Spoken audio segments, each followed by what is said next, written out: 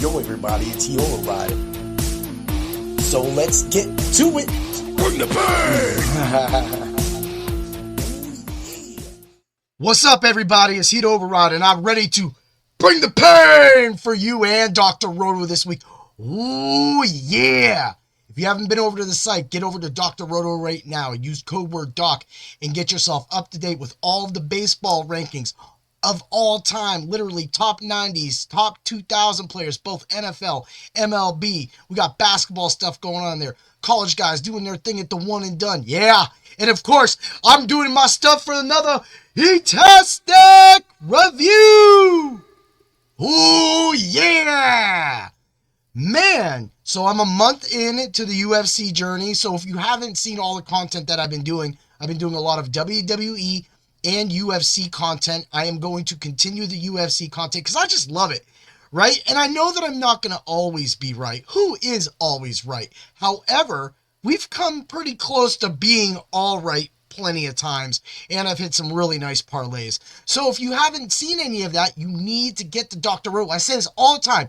You think I'm stupid when I say I've got lineups in the subs only discords, and we've got bets from Fantasy Clown right now every single day, all sports across the board, just hitting, some missing, but we're making that money. We're making you that money. And if you ain't got time to do the research, that's what we're here for. Again, that's why. So this review, of course, is about Cejudo versus Song, which that whole fight. So I'm just going to start off with that before I get into my DFS and betting stuff real quick. But that whole fight was just crazy. Look, so a lot of my DFS lineups, Cejudo was really cheap. And so he was in there.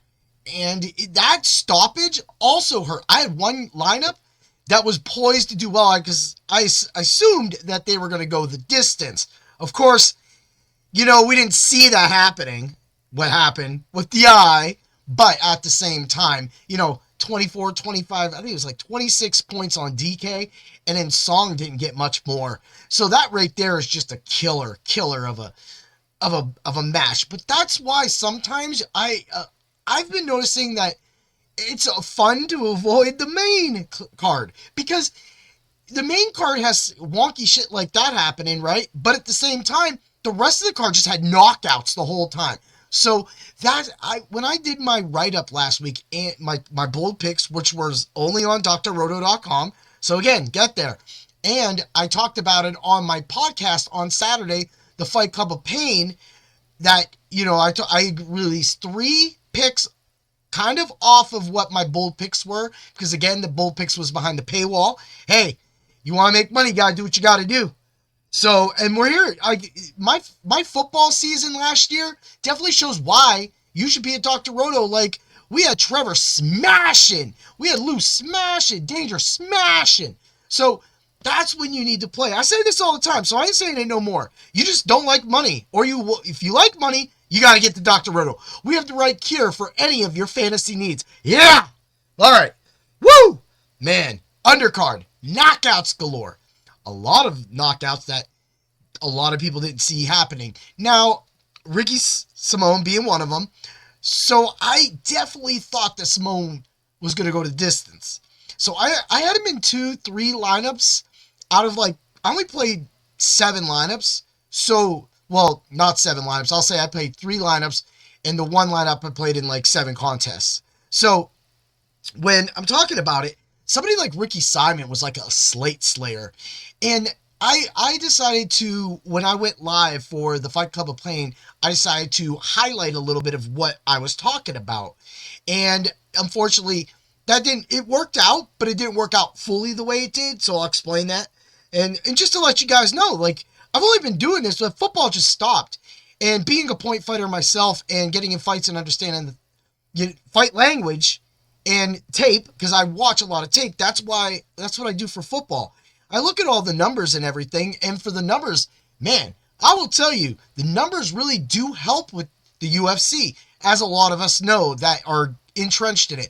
Now, like I said, being the new sheriff in town, I'm trying to do the best I can in making sure that you have all the freshest of updates and things going on. So when somebody's going out like that, that's when you jump on people.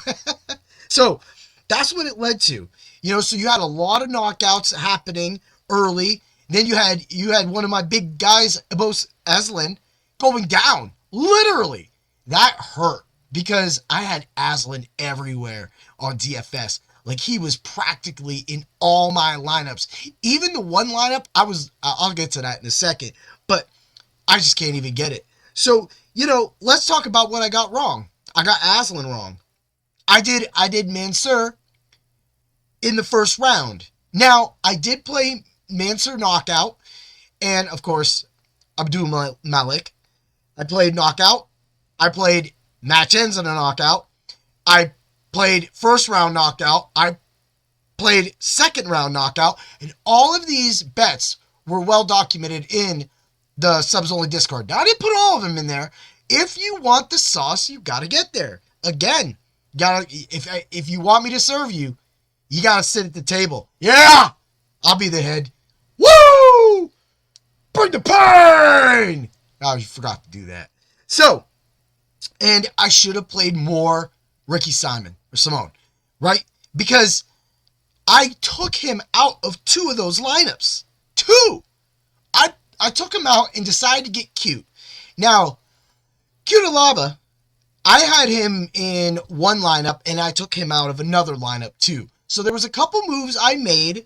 I kept my initial Tuesday, Wednesday lineup, and then I flipped it back and I made 2 more lineups, like I said. So I kept it really low. That's what I'm doing, and that sometimes is the key. Now, I know there's a lot of people that are multi-entry people.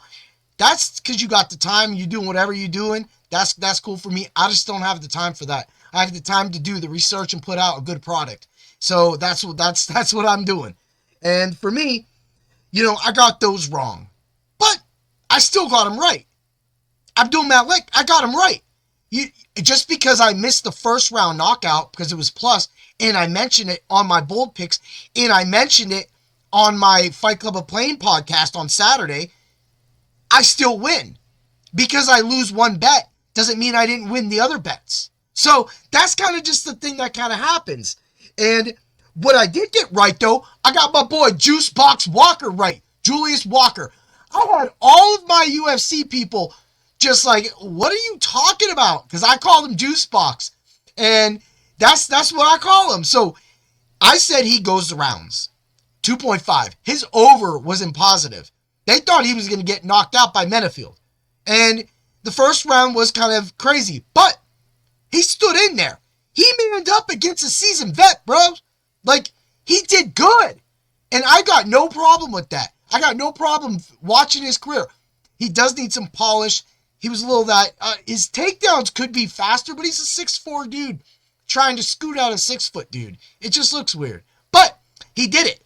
And he kept it. I thought that it should have went him.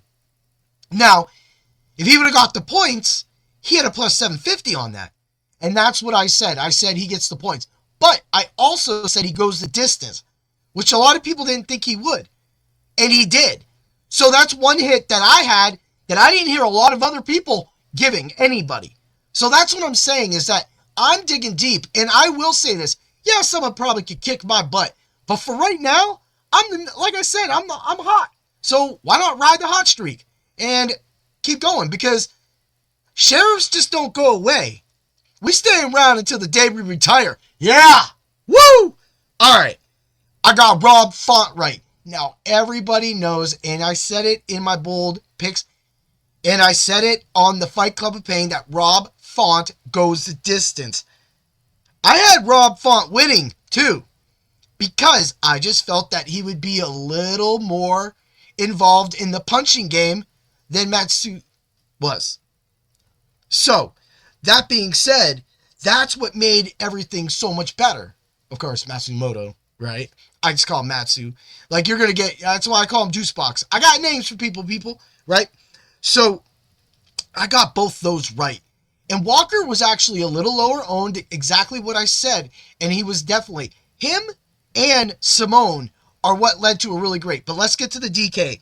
Because I had Aslan, and because I had Cejudo on that lineup, Cejudo with 25, 26 points, like I said, and then Aslan had like 6 or 5, depending on what site you were on.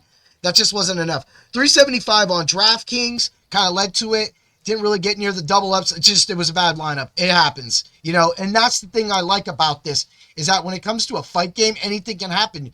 And when someone gets knocked out or tapped real fast over a slip or something like that, or just getting beat the hell down, it just happens. You just got to live with it. So you just move on to the next week, which we will be. So that being said, on FanDuel, however, I slayed it. And I gave that lineup away in the subs only Discord. That lineup, of course, was I had Simone on it, and then I had Hernandez, and I had Walker. There's a couple other guys. I had Rubovoyev. Yep, I had him. And then and of course, Abdul Malik. I was able to fit all those guys in. That was the five. And Abdul Malik was my captain.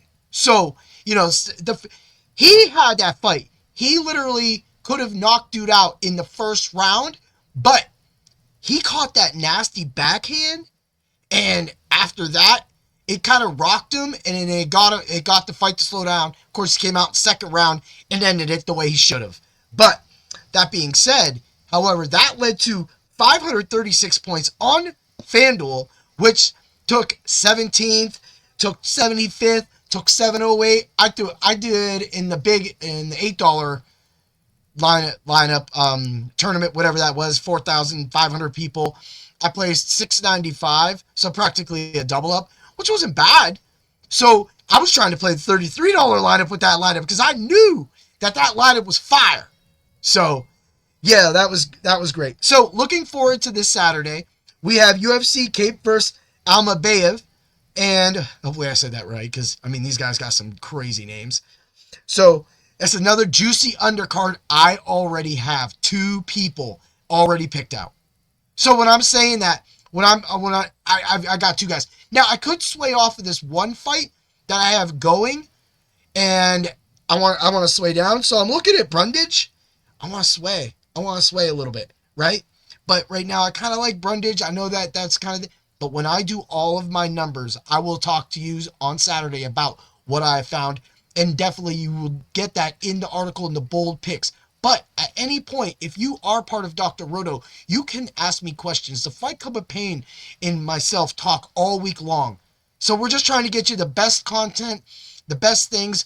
This is a group of people, with myself included, and we just talk fight theory all day long. So, maybe eventually we'll get some of them on the podcast. But for now, hey, this is what we got. Have a great day, everybody, and always remember to bring the pain. Ooh, yeah! Have a great week, everybody.